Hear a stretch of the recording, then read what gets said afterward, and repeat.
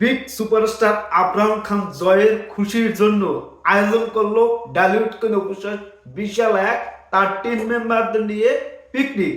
এই পিকনিকে আজকে আলোড়ন সৃষ্টি করে দিচ্ছে সোশ্যাল মিডিয়ায়। শুধু অপু বিশ্বাস, আব্রাহাম খান জয় এবং আরো আদার্স কে কে থাকছে সেই বিষয় নিয়ে আপনার সাথে কথা বলবো, কেননা অনেক দিন পর এই যে একটা খুশির দিন ফিরে এলো অপু বিশ্বাস এবং আব্রাহাম খান জয়।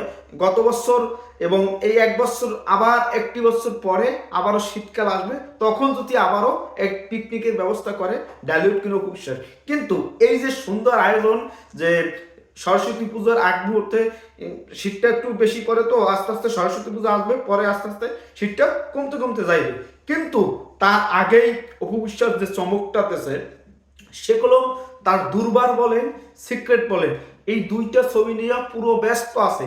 কিন্তু তার মাঝে যে এত সুন্দর মানে পিকনিকটা আয়োজন করছে, সেটা সত্যি ভাগ্য যারা যারা অপু বিশ্বাসের সাথে এবং আব্রাহাম খান জয়ের প্রোগ্রামে পিকনিকে অংশগ্রহণ করছে, তাদের জন্য একটা মেমোরি দেওয়ার মতন একটা দিন। এই মেমোরি যতদিন থাকবে ততদিনই বাংলা চলচ্চিত্রে অপু বিশ্বাসের নামও ততদিন থাকবে। এই মেমোরিতে ধরে রাখবে এই দৃশ্যগুলো।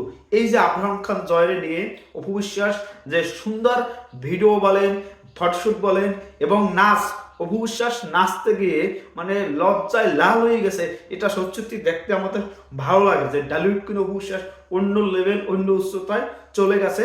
তা এই যে আজকের পিকনিকটা, এখানে আমাদের দেখতে পাচ্ছি যে কাদেরি ভাই বলেন এবং আরো যে আমাদের জীবন ভাই আছে, তারপরে সে যে আরো কয়েকজন আছে, যে অপু বিশ্বাসের টিম মেম্বার যারা যারা আছে সবাই ওখানে আছে। ওই টিম মেম্বার দিয়ে নিয়েই পিকনিকটা আয়োজন করছে। এটা সত্যি ভালো লাগার মোমেন্ট। বিশেষ করে আমাদের বিগ সুপারস্টার আব্রাহাম খান জয়, সে কতটা খুশি যে আজকে পিকনিকে সবাই সাথে আনন্দ করতে পারছে। কেননা অপু বিশ্বাস তার নতুন ছবি নিয়ে ব্যস্ত হয়ে পড়বে। এই পিকনিকের পরেই সে নতুনভাবে শুরু করবে তার নতুন ছবি, নতুন আয়োজনের ধামাকা।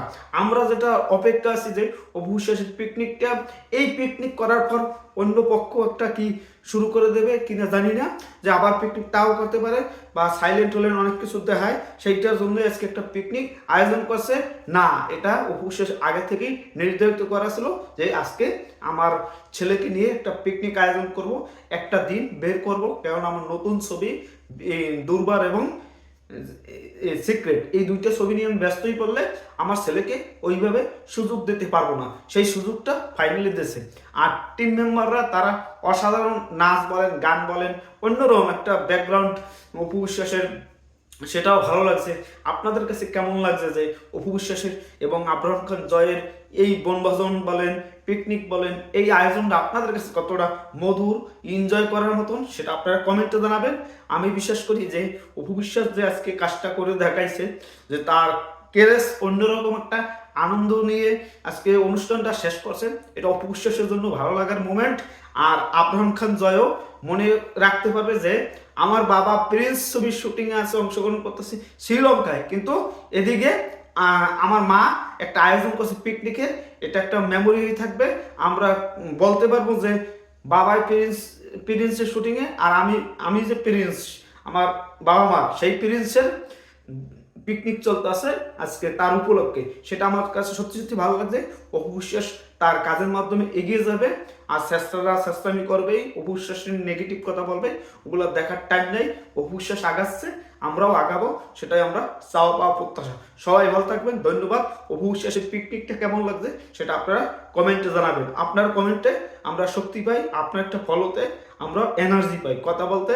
নতুন ছবি আসতে আছে, সেটা আপনারা দেখতে পাবেন। সবাই ভালো থাকবেন।